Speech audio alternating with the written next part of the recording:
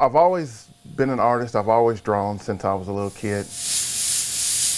Louisville airbrush artist Tremont Spencer is working on what he calls a standard RIP shirt. It just has dates on the front and then a small saying on the back. That really has become really the 80% of what, 75 to 80% of what we do.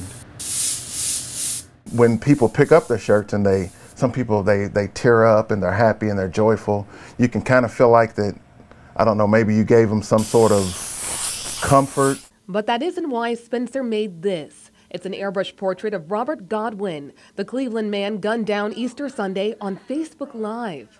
On my news feed, I kept seeing pictures of the offender. I don't like to say his name. And it was just so, I don't know, it was just, you know, one after another after another. So Spencer got to what he does best and painted this portrait in just about 2 hours.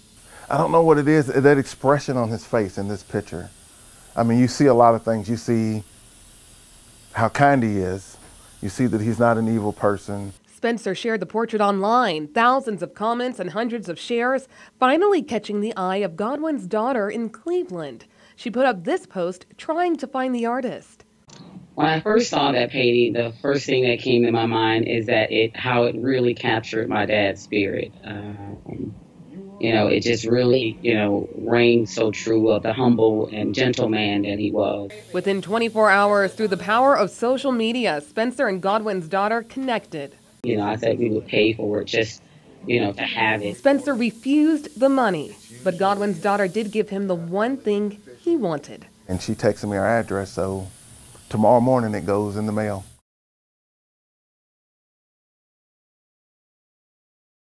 Hello. Stop it. Reddy Weldon is helping his best friend, Jackson Rosebush, pass the time. As they wait for Jackson's haircut, the preschoolers are a ball of energy. Reddy's cute. Today, Jackson has a particular cut in mind. How are you getting your hair done today? Like Reddy? And the transformation begins. Your hair's falling off. Reddy, your hair's falling off. You're gonna be bald. It's all part of the boys' master plan to trick their teacher. Jackson's me and I'm Jackson. And Jackson's me. They hope the teacher won't be able to tell them apart because they'll have the same haircut. Jackson filled his mother in on the prank. He was like, yeah, so we can trick the teacher because we'll look just alike. No, she won't be able to tell the difference between the two of us. I was like, okay. Again, I know what Reddy looks like, so that made me chuckle. The boys completely ignoring the obvious, their race. Jackson's mother posted her son's plan on Facebook to a few hundred friends, and it took off, shared thousands of times around the world. I'm glad that people can see, you know, what little kids see. I think you look like that guy. Can I? Hello. The boys are getting a kick out of the whole thing, but it's a much deeper meaning for their families. Reddy was adopted from the Congo, and although he may look different from his parents, they've taught him to love everyone the same. It's really cool to see that move on from our family right into his relationships with his friends. And there's an innocence that children have that sometimes we lose. And so if we could get some of that back, I think it would be amazing.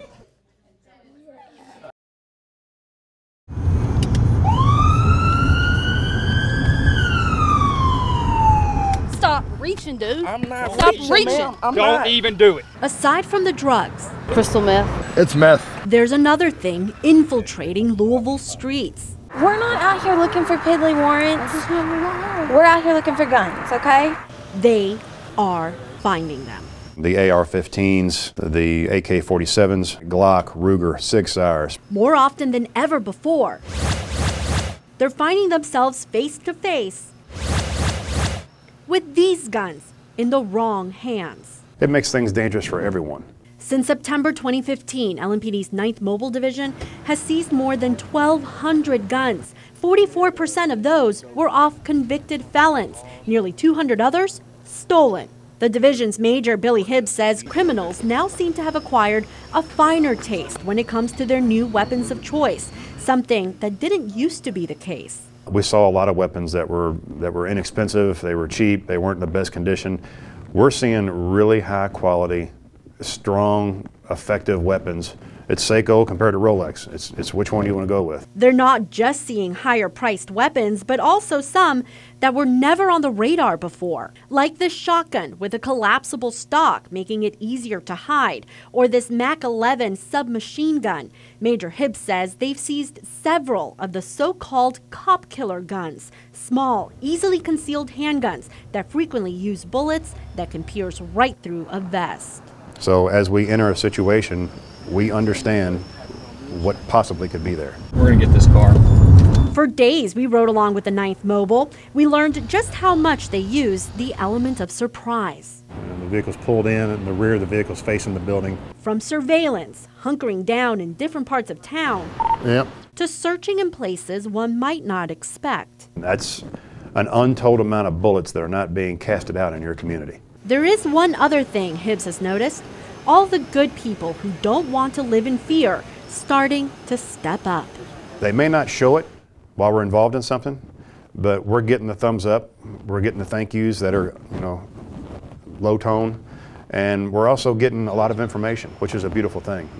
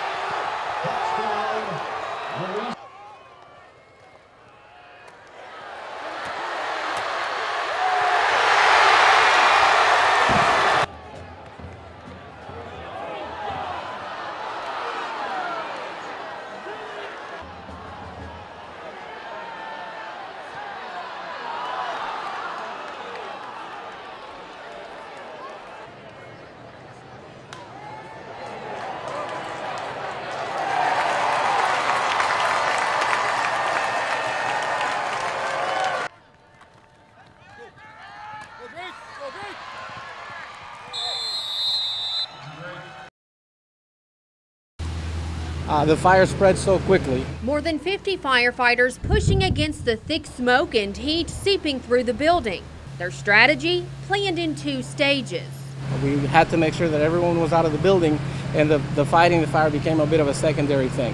One family on the 1st floor sat quietly in their apartment, not knowing they needed to be rescued. Somebody was knocking the door when the fire started on the other side of the building. Corinne Paula's mother-in-law and 2-year-old daughter hid in fear. And she got scared like somebody might be coming in. People moved towards the bedroom windows and they started knocking on it. His mother-in-law smelled the smoke in time and ran out with the toddler. After everyone was rescued safely, fire crews amped up their fight against the flames using high-caliber nozzles, spraying from the ground and high above the building. The flames disappeared within 40 minutes. Families stood in awe, desperate to learn what's next. I was really freaked out just now. My passports are out there, my documents, everything. Just knowing that everything get flooded, I don't know what all I'm losing, so we'll get to find out. Say lucky to say that we are not dealing with any number of victims to the fire. Although no one was hurt, at least 4 families are without homes in the coming weeks. They could possibly be demolished if there's that much damage to it.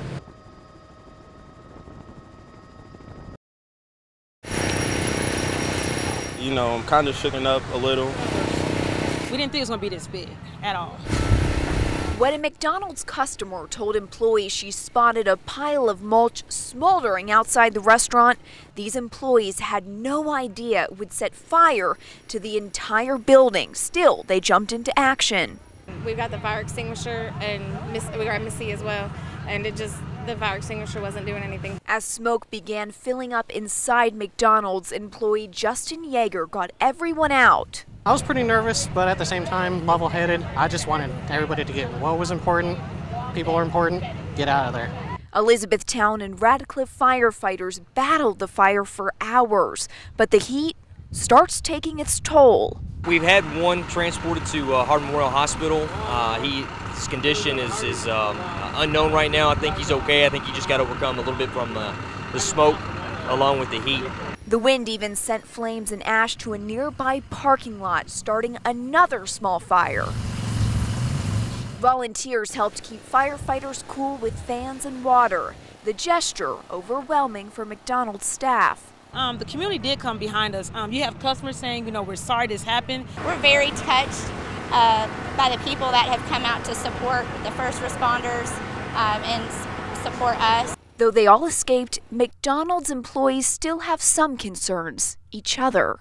First of all, we're thinking about where we're going to work at. It's not a good feeling because, you know, it was the people in there that I work with. It's not going to be the same people if we transfer stores, and, you know, it's just that bond. I love my McFamily. It's a joy to work with them. It is.